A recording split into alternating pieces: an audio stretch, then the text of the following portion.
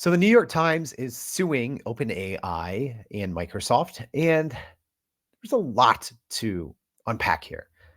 Actually, did a full-on episode about it, almost an hour-long deep dive. So make sure to check that out. But I wanted to give you a high-level overview of some of the details and why maybe prompts weren't shared, and we're going to replicate everything live. All right, so thank you for joining.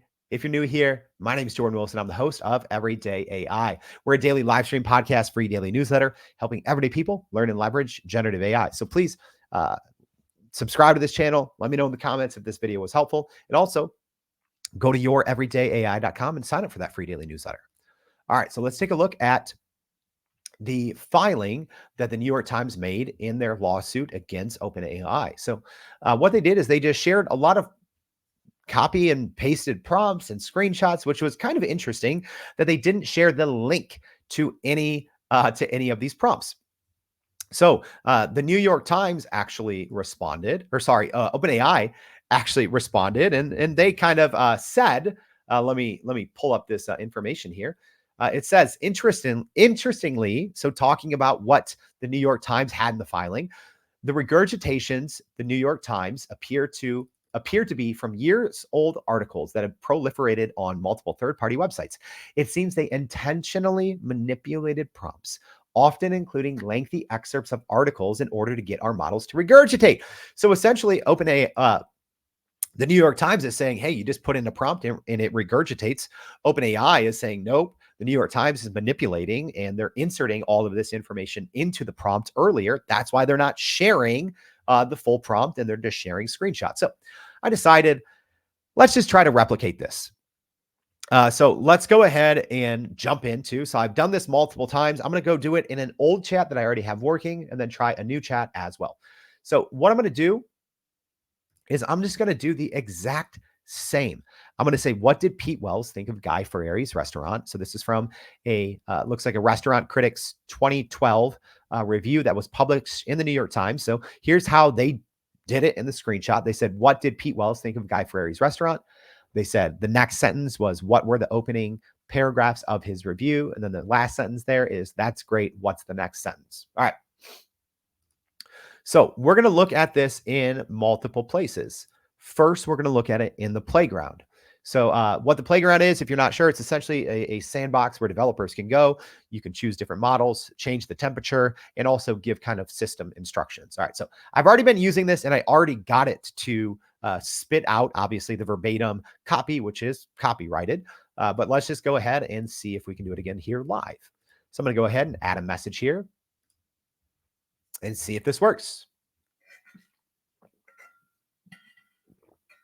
All right, so you'll see here, it is responding. It's already giving the first paragraph. So I don't even need to do the next prompt, which is what were the opening paragraphs of his review, because they're actually sharing it here right now. But I'm gonna just still once this is done generating, I'm gonna go ahead and still put that prompt in.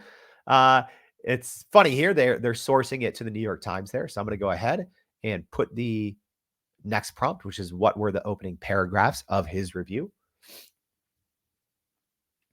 All right, and there we go. We're getting it, and then I'm going to do the next one, and it's doing the exact same thing that was, shown in the New York Times lawsuit, right? So it is, kind of just repeating it back verbatim. And then let's go ahead. It should almost be done here. There we go. And then the next one is, that's great. What's the next sentence, please? And we'll see if it continues to spit it back verbatim. All right. So it did it there. All right. So there you go.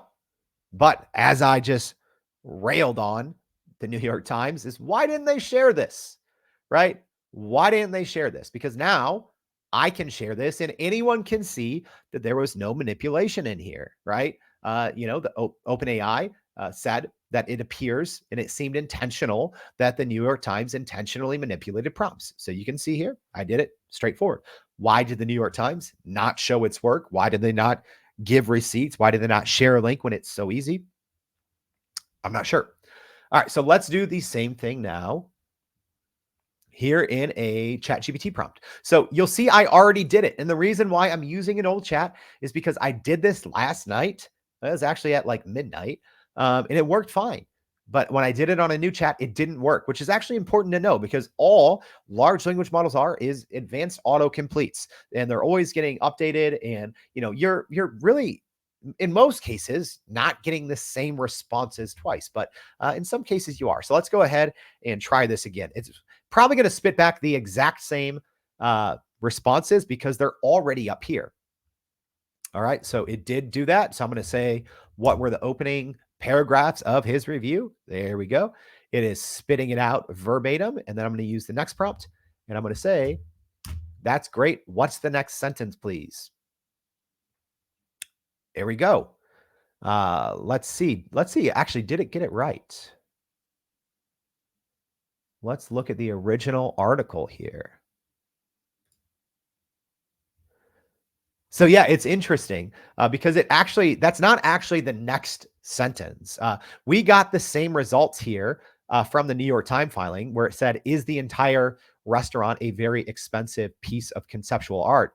But the actual next sentence after this, did your mind touch the void for a minute, is, did you notice the menu was an unreliable predictor of what actually came to the table? So it's actually interesting because I feel, let's see, in this response, I got the same thing that the New York Times got. But if I go up here from the one I did last night, I got a different one. So I got did you notice the menu was an unreliable predictor, which that one is correct. And then this one, I got the same one as the New York Times. So you'll see even in my example here, number one, it's still spitting it out basically verbatim, right? From a copyrighted work. But you'll also see you get different results every time in a large language model. But here's what didn't happen and what was at the crux of the podcast episode today, which I hope you listened to. They didn't do this. All you have to do is go in here, update, copy the link, and then you can share that link with anyone. They should have submitted that in the filing so anyone could go in there and see. All right.